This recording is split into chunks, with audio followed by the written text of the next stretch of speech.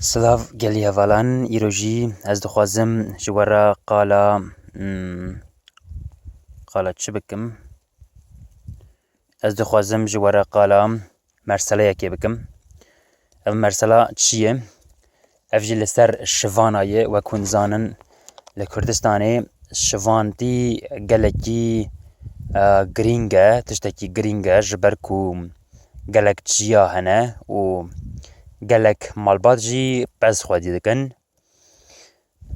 Ji bilî pez wek hûn dizanin erdê xelkê jî hene. Xelk têda çandiniyê diçîne. Weke mînak em li Bakurê Kurdistanê jê radibêjin bîstan yanê tiştên ku hûn zebeş an jî keleka di nav da diçînin jê radibên bîstan û dema ku hûn bîstana diçînin hûn wek hûn dizanin ev dendikê bîstana ev dendikê navê wî çi ye? Dendikê zebeşa em digirin û dikin koxika bi vîya weyî ew derdikeve û di wê dema ku ew kesên ku vîya diçînin wisa dibêjin. Dibêjin yek ji bona bihûka dema ku mezin dema ku di binê erdê keve bihûkê xwe rabixwe.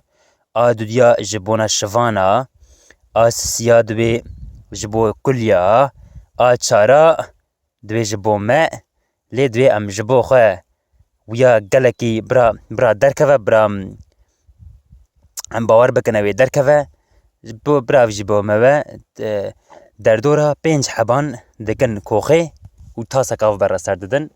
Vîya di dema biharê de dikin û bi vîya weyî bîstan tên çandin. Yani bîstanê vê derdorê bi vîya weyî tê çandin. Hinekan jî bîstên av didin lê bîstanê ku tê avdan qasî ev bîstanê ku nayê avdan nabe. Em vîya jî bên. Mersela min ne vêya ye? Mersela min çi ye? Mersela min dema ku şivanek şivantiyê dike li ber peza ye, ger erdek bîstan bibîne wek min got yek ji bona bîstan bû, yek ji bona şivan bû. Şivan dikare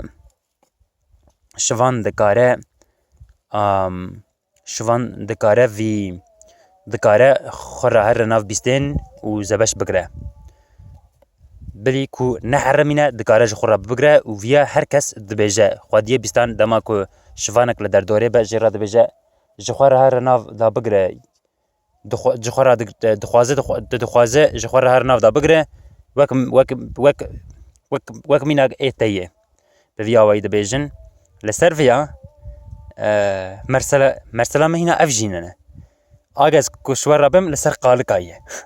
Ez ku tiştekî li ser qalika ji we re bim lê di ku derê de min dest pê kir û ez heta ku hatim.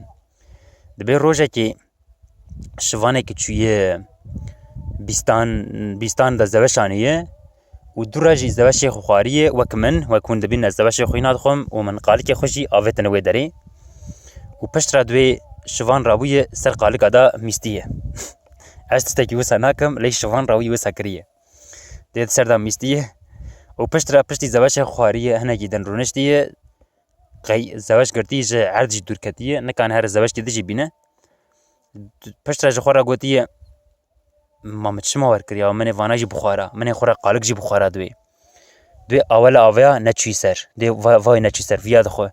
Bi vîya weyî hemû qalika jî dê dixîne û dema ku kesek li ser vê merselê dixaxivin her tim vê merselê ji hev û du re dibêjin yanî dema ku kesek li ser bîstanê dixaxivin dibêjin şivanekî wisa kiriye û serê de wî qalik jî gixwariye. Vê merselê tim ji hev re dibin û pê dikenin. Ev jî merseleyek li Kurdistanê gel hûn li gund dijîn. Ez bawer dikim ve mersela bihestî ye.